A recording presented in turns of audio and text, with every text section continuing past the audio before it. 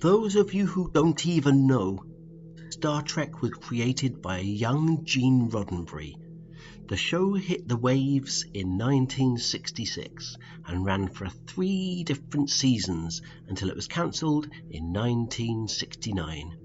Even though it was cancelled, it became popular over the years and spawned a bunch of further films and series much further into the future.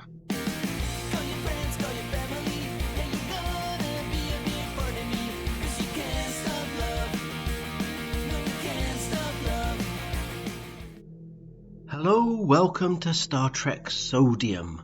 The Cage is, of course, the very first episode of Star Trek ever, which introduced the classic characters of Mr. Spock, Yeoman Colt, Commander Mel Tribb, and Captain Pike.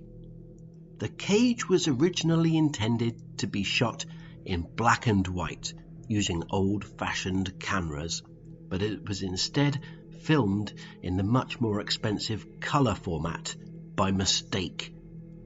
As the deal that Desilu Productions had struck with distributors and television stations was for a black and white show, they needed to downgrade the show back into black and white. To attain black and white, one of the 2 master copies was submerged in lemon juice, 1 film cell at a time. The process, which took Gene Roddenberry nearly 6 weeks to reduce its colour saturation significantly enough to be able to call it black and white.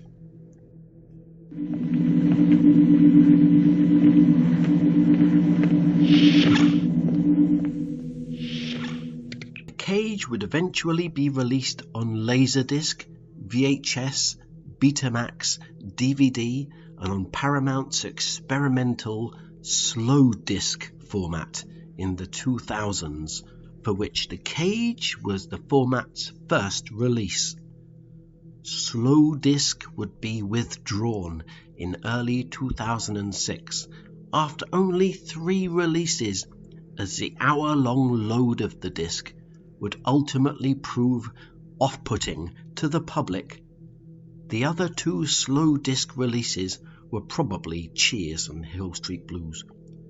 At the time of Gene Roddenberry's career, he had suffered so many failed pilot episodes for various possible shows that he said that if Star Trek fails, he was going to quit writing for TV and go back to work in the submarine in the Atlantic Ocean. Luckily, The Cage was a real eye-opener for the public and for TV stations, and a further episode was commissioned. There was 2 completely different scripts prepared for The Cage. The script that remained unused was allegedly about a giant metal moon that destroyed planets for a seemingly evil empire. But Gene didn't like the message that the script perpetuated, and so he gave this script to his old college friend. Thankfully, the episode that we got was a multi-layered story of adventure, investigating, paranoia, and misunderstandings amongst the stars. Captain Pike actor Jeffrey Hunter had of course known Gene Roddenberry prior to shooting Star Trek, as they had met under a most mysterious circumstance. Gene had been midnight hiking through Virginia back in the summer of '62. He was supposedly basking in the moonlight when a fellow midnight hiker sat down next to him.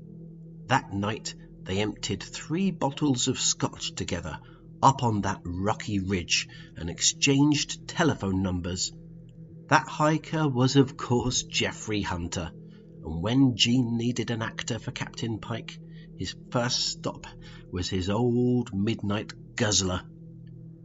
Luckily, in the long run though, they switched from Jeffrey Hunter to William Shatner, as Hunter would be completely dead ever since 1969. This episode introduces the bulbous-headed alien race, the Tolosians. As prosthetics was a new technology and very expensive at that, The first idea was to hire actors with specifically bald, large heads. The advertisement that went out in the Hollywood Tribune asked for actors that had a head diameter of 32 inches and also said that they must either be bald or be willing to remove all of their hair. But somehow no one applied for the role, despite all of the desperate out-of-work actors in Hollywood at the time. At first glance, Star Trek was deemed satanic due to Spock's funny ears and the scary aliens, and so television channels forbid it ever being shown at Easter time. Even to this day, Star Trek is never broadcast anywhere in the world over the Easter period. Maybe one day the bigwigs at TV stations will wake up and realise that Star Trek is about as innocent as it comes. Star Trek was one of several names for the show's name when Gene was first making it up. Other names that flooded through his brain initially were Star Journey, Mal's Star Journey, The Gredgeling, The Bold Future, The Bold Gredgeling, Where No Man Has Gone Before, Valentine, A Bold Future, Green Journey, and possibly Budget Future Acid. The one that Gene picked, though, was Star Trek. The original Star Trek theme produced for the show was judged not quite good enough, and it didn't capture the spirit of the show, according to Gene Roddenberry.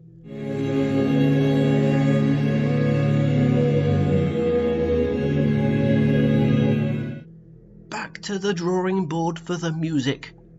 They instead went with a soapy tune made by young Alexandra Courage, who had proven to be a hit with fans over the years. Even though Spock is supposed to be a Vulcan, or at least a half-Vulcan character, he's actually played by a human who has no alien DNA whatsoever, showcasing the institutionalized xenophobia in Hollywood of the 1960s at the time. Thankfully, the world has moved on from this awful situation. Thanks for learning just about everything that's possible to be learned about this episode. I've dredged up these very interesting facts for you, and if you enjoyed these facts and you want some more, be sure to come back, because I'm to be sure to find some more very interesting Star Trek facts for you. So subscribe, leave a comment, and leave a nice tick or a what they called like. Okay, thanks very much. Ta-ta, and I'll see you next time. Bud.